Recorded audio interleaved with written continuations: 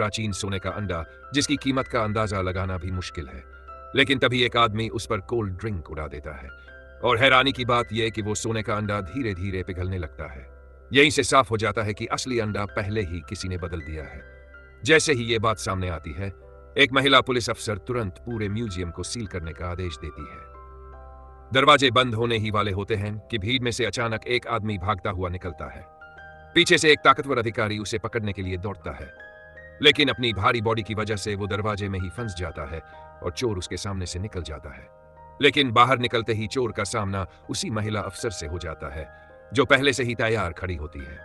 चोर घबराकर वापस मुड़ता है और उसी वक्त एक धमाका होता है जिससे उठे धुएं का फायदा उठाकर वो भागने की कोशिश करता है। भागते भागते अचानक उसकी टक्कर उस अधिकारी से हो जाती है जो पीछे से आ रहा था और दोनों के बीच जबरदस्त लड़ाई शुरू हो जाती है।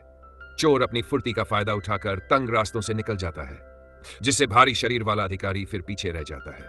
लेकिन वो भी हार मानने वालों में से नहीं होता।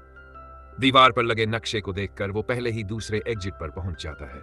जैसे ही वो चोर को पकड़ने वाला होता है, तभी महिला अफसर अचानक सामने आ जाती है और चोर इस मौके का फायदा उठाकर उसकी बंदूक गिरा देता है।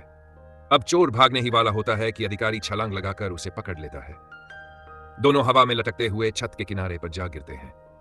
मौका मिलते ही चोर नीचे कूद जाता है और भाग निकलता है। जब तक अधिकारी वहां पहुंचता है, चोर किसी आम आदमी की इलेक्ट्रिक बाइक लेकर फरार हो चुका होता है। वो भी पीछा करने के लिए एक कार लेने की कोशिश करता है, लेकिन तभी एक वैन आकर रास्ता रोक देती है और चोर उसकी आंखों से ओझल हो जाता है। इधर वो चोर, जो असल में एक बड़ा आर्ट चोर होता है, अपने ठिकाने पर बैठकर चोरी का सामान देखकर खुश हो रहा होता है। लेकिन तभी पीछे से आवाज आती है और देखते ही देखते पुलिस उसे चारों तरफ से घेर लेती है।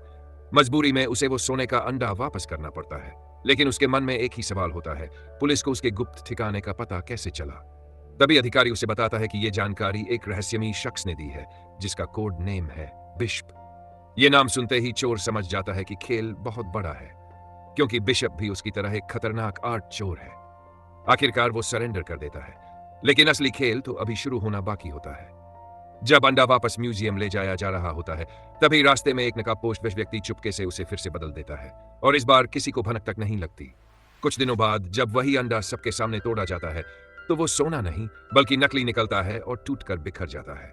और तभी उस अधिकारी के खाते में अचानक भारी रकम ट्रांसफर हो जाती है, जिससे वो खुद ही इस चोरी का मुख्य आरोपी बन जाता है। अब उसे एक खतरनाक हाई सिक्योरिटी जेल में डाल दिया जाता है, जहां से भागना लगभग नामुमकिन है। सबसे बड़ी परेशानी यह होती है कि उसी जेल में उसका सामना उसी चोर से होता है जिसे उसने खुद पकड़ा था। अब दोनों एक ही जगह फंसे होते हैं और दुश्मनी भी अपने चरम पर होती है।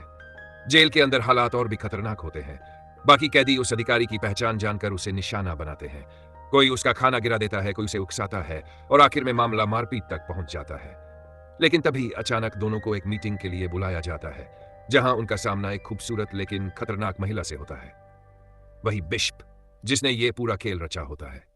असल में उसने ही अंडा बदलकर पैसे ट्रांसफर करके उस अधिकारी को फंसाया था, ताकि ये दोनों सबसे बड़े खिलाड़ी उसके लिए काम करें। अब सामने आता है असली राज। ऐसे कुल 3 प्राचीन सोने के अंडे हैं जो कभी मिस्र की रानी के खजाने का हिस्सा थे, और आज एक अरबपति ने अपनी बेटी की शादी के लिए इन तीनों अंडों को पाने के लिए बहुत बड़ी रकम का इनाम रखा है। पहला अंडा बिशप के पास है, दूसरा एक खतरनाक हथियार डीलर के पास छिपा है और तीसरा उसका कोई पता नहीं। लेकिन चौंकाने वाली बात यह होती है कि उस चोर को तीसरे अंडे की लोकेशन पता होती है, और यही वजह है कि बिशप उन्हें साथ मिलकर काम करने के लिए मजबूर कर रही होती है। अब खेल पूरी तरह बदल चुका है, जहां दुश्मन मजबूरी में पार्टनर बनने वाले हैं और असली मिशन अब शुरू होने वाला है। नीक को ऑफर दिया जाता है कि अगर वो साथ काम करे तो उसे 10% इनाम मिलेगा, लेकिन नीक तुरंत मना कर देता है, क्योंकि उसके दिमाग में पहले से एक खतरनाक प्लान चल रहा होता है, जेल से भागने का। नहाने के दौरान वो चुपके से जेल का ग्लिसरीन वाला साबुन छुपा लेता है और फिर उसे एक खास केमिकल में डाल देता है। नीक को 10% इनाम का लालच दिया जाता है, लेकिन वो तुरंत मना कर देता है, क्योंकि उसके दिमाग में पहले से ही जेल तोड़ने का प्लान तैयार होता है। नहाते वक्त वो चुपके से ग्लिसरीन वाला साबुन छुपा लेता है और फिर उसे एक केमिकल में डाल देता है। कुछ ही देर बाद जोरदार धमाका होता है और पूरा जेल अफरा तफरी में बदल जाता है। बस यही मौका होता है। दोनों अपनी ताकत और चोरी किए हुए एक्सेस कार्ड की मदद से जेल से बाहर निकल जाते हैं। भागते भागते उन्हें दीवार का एक कमजोर हिस्सा मिलता है, लेकिन चारों तरफ गहरी खाई होती है। एक छोटी सी गलती मतलब सीधा मौत। किसी तरह गार्ड से बचते हुए वो मेन गेट तक पहुंचते हैं, लेकिन तभी उनकी लोकेशन पकड़ ली जाती है। जॉनसन कवर देता है और नीक एक गार्ड को बेहोश करके हेलीकॉप्टर चालू कर देता है। गोलियों की बारिश के बीच जॉनसन गेट खोलता है और आखिरी सेकंड पर हेलीकॉप्टर में कूद जाता है। पीछे से रॉकेट लॉन्चर से हमला होता है, लेकिन दोनों किसी तरह वहां से बच निकलते हैं। अब दोनों का मकसद साफ होता है, तीनों गोल्डन एग्स को हासिल करना। नीक को पैसे चाहिए और जॉनसन को अपना नाम साफ करना है। इसलिए दोनों मिलकर एक खतरनाक हथियार डीलर के घर पहुंचते हैं, जहां दूसरा एग रखा होता है। सिक्योरिटी बहुत टाइट होती है, हर जगह हथियारबंद गार्ड्स, लेकिन दोनों की टीम वर्क कमाल की होती है और वो अंदर तक पहुंच जाते हैं। लेकिन वहां एक खूबसूरत और खतरनाक महिला पहले से मौजूद होती है, और जैसे ही दोनों एग पर नजर डालते हैं, वो उन पर हमला कर देती है।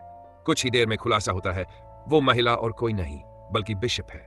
उधर हथियार डीलर भी वहां पहुंच जाता है और सच सामने आता है कि बिशप पहले से उसी के साथ मिली हुई थी।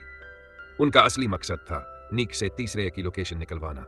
जॉनसन की जान खतरे में डालकर नीक को मजबूर किया जाता है और आखिरकार वो तीसरे एग का पता बता देता है। लेकिन जैसे ही जश्न शुरू होता है, अचानक हथियार डीलर चक्कर खाकर गिर पड़ता है। असल में बिशप ने सबको धोखा दिया होता है। अब उसके पास 2 एक्स होते हैं और तीसरे का पता भी। उधर जॉनसन और नीक किसी तरह बचकर भागते हैं और भागते भागते एक एरिना में पहुंच जाते हैं, जहां उनके सामने एक खतरनाक सांड होता है। नीक तुरंत जॉनसन को कहता है, बिल्कुल मत हिलना, क्योंकि सांड सिर्फ हिलती चीज पर हमला करता है। और इसी तरह दोनों मौत से बच निकलते हैं। इसके बाद वो एक घने जंगल में पहुंचते हैं, जहां तीसरा गोल्डन एग छुपा होता है। 3 दिन तक तलाश करने के बाद आखिरकार उन्हें एक सीक्रेट जगह मिलती है और वहां असली तीसरा एग मिल जाता है। लेकिन तभी बिशप फिर से सामने आ जाती है और इस बार पुलिस भी पीछे पीछे पहुंच जाती है। हालात ऐसे बनते हैं कि तीनों को मिलकर भागना पड़ता है और वो गाड़ी लेकर खतरनाक रास्तों से निकल जाते हैं। नीक किसी तरह बच जाता है और एग भी उसके पास होता है, लेकिन जब वो किनारे पर पहुंचता है तो उसके होश उड़ जाते हैं। जॉनसन और बिशप दोनों साथ खड़े होते हैं। तब असली सच सामने आता है। शुरू से ही ये सब एक प्लान था। नीक को सिर्फ इस्तेमाल किया गया ताकि तीसरे एग की लोकेशन मिल सके। आखिरकार जॉनसन और बिशप तीनों गोल्डन एग्स लेकर एक अरबपति की बेटी की शादी में पहुंचते हैं और उन्हें $300 मिलियन का इनाम मिल जाता है। लेकिन तभी कहानी में फिर ट्विस्ट आता है। शादी के बीच में इंटरपोल रेड मार देता है और उस अरबपति को गिरफ्तार कर लिया जाता है। असल में यह खबर खुद जॉनसन ने दी होती है। 6 महीने बाद जॉनसन और बिशप आराम की जिंदगी जी रहे होते हैं, तभी अचानक नीक वापस आ जाता है। पता चलता है कि वो फिर से भाग निकला और उसने बिशप के सीक्रेट अकाउंट्स की जानकारी पुलिस को दे दी, जिससे उनका पूरा पैसा फ्रीज हो जाता है। अब पुलिस तीनों के पीछे पड़ जाती है और आखिर में ये तीनों फिर से एक साथ आ जाते हैं, एक नए और भी बड़े मिशन के लिए। और इसी के साथ खत्म होती है ये जबरदस्त चोरी, धोखा और दिमागी खेल से भरी कहानी, जहां हर कोई किसी ना किसी को इस्तेमाल कर रहा